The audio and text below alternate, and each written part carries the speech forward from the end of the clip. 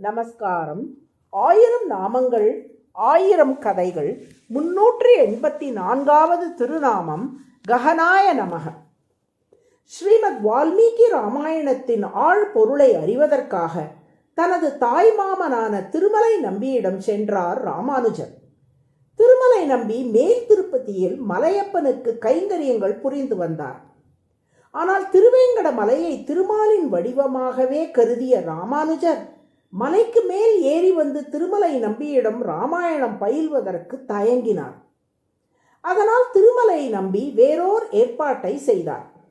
ராமானுஜர் கீழ் திருப்பதியிலேயே தங்கியிருப்பது என்றும் தினமும் காலை மேல் திருப்பதியில் மலையப்பனுக்கு செய்ய வேண்டிய கைங்கரியங்களை செய்துவிட்டு திருமலை நம்பி கீழ் திருப்பதிக்கு வந்து விடுவது என்றும் அன்றைய பாடம் முடிந்த பின் மாலையில் செய்ய வேண்டிய கைங்கரியங்களை செய்ய மீண்டும் திருமலை நம்பி மேல் திருப்பதிக்கு செல்வது என்றும் முடிவெடுத்தார்.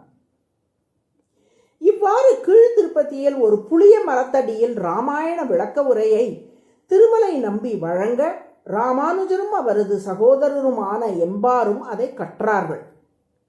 காலையிலும் மாலையிலும் மலையப்பனுக்கு தொண்டுகள் செய்து வரும் நாம் மதிய வேளையில் கீழ் திருப்பதி போய்விடுவதால் அச்சமயம் மலையப்பனுக்கு தொண்டுகள் செய்ய முடியாமல் போகிறதே என்று தினமும் வருந்துவாராம் திருமலை நம்பி. ஒரு நாள் காலை மலையிலிருந்து புறப்படும் முன் தனது வருத்தத்தை மலையப்பனிடமே முறையிட்டார் திருமலை நம்பி. இறைவா, நம்மாழ்வார் உன்னை பாடும்போது ஒழிவில் காலம் எல்லாம் உடனாய் மன்னி வழுவிலா அடிமை செய்ய வேண்டும் நாம் தெழிக்குரல் அருவி திருவேங்கடத்து எழில்கொள் ஜோதி எந்தை தந்தை தந்தைக்கே என்று பாடினார். எல்லா காலங்களிலும் உன்னை விட்டு பிரியாமல் உன் கூடவே இருந்து அனைத்து விதமான கைங்கரியங்களும் உனக்கு செய்ய வேண்டும் என்று இப்பாடலில் ஆழ்வார் தெரிவிக்கின்றார். ஆனால் என்னால் அவ்வாறு தொண்டு செய்ய முடியவில்லையே.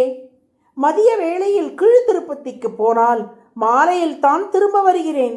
அந்த பொழுது உன்னை பிரிந்திருக்க நேரிடுகிறதே என்றார் திருமலை நம்பி.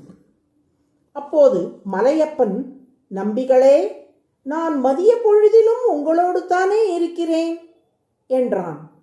அப்படியா, என்ன சொல்லுகிறாய் என்று கேட்டார் திருமலை நம்பி. ஆம், உங்களுக்குள்ளும் நான் இருக்கிறேன், ஒவ்வொரு உயிருக்குள்ளும் நான் இருக்கிறேன், உலகிலுள்ள அனைத்து பொருள்களுக்குள்ளும் நான் இருக்கிறேன் என்று விடையளித்தான் மலையப்பன். இறைவா, நீ எல்லோருக்குள்ளும் இருந்தாலும் உயிரினங்கள் தங்களோடு இருக்கும் உன்னை அறிவதில்லையே என்றார் திருமலை நம்பி. மலையப்பனோ, கவலைப்படாதீர்கள், உங்களோடு எப்போதும் நான் இருக்கிறேன் என்பதை இன்று உணர்த்துகிறேன் என்றான். அன்று மதியம் திருமலை நம்பி கீழ் திருப்பதியில் ராமாயணம் சொல்லி வந்தபோது திடீரென திருமலையப்பனின் கருவறையில் வீசும் வாசம் அங்கே வீசியது. எதிரே பார்த்தால் சங்கு சக்கரங்களை ஏந்தியபடி திருமார்பில் மகாலட்சுமியுடன் ஸ்ரீனிவாச பெருமாள் காட்சியளித்தார். அதோ பெருமாள் என்று எழுந்தார் திருமலை நம்பி. ராமானுஜரும் எம்பாரும் இறைவன் வந்திருப்பதை உணர்ந்து அவனை வணங்க எழுந்தார்கள். அதற்குள் பெருமாள் மறைந்து விட்டார். அவரது திருவடி சுவடுகள் மட்டும் அங்கே ஒரு கல்லில் நன்றாக பதிந்திருந்தது. காலை மலையப்பனின் திருவடிவாரத்தில் அணிந்திருந்த அதே பூமாலைகள் அந்த திருவடி சுவடுகளின் மேல் இருந்தன.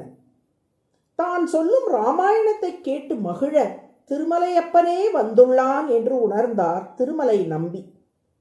நான் உன்னோடு இருக்கிறேன் என்று காலையில் சொன்ன மலையப்பன் நேரில் வந்து அதை உணர்த்திவிட்டான் என்றும் புரிந்து கொண்டார். இப்படி எல்லா உயிரினங்களுக்குள்ளும் அவர்களோடு இணைந்தே திருமால் இருந்தாலும் அந்தந்த உயிர்களால் எளிதில் உணர முடியாதபடி இருக்கிறார். திருமலை நம்பிக்கு தன்னை காட்டியது போல் அவனாக தன்னை வெளிப்படுத்தினாலே அன்றி நம்மால் அவனை உணர முடிவதில்லை.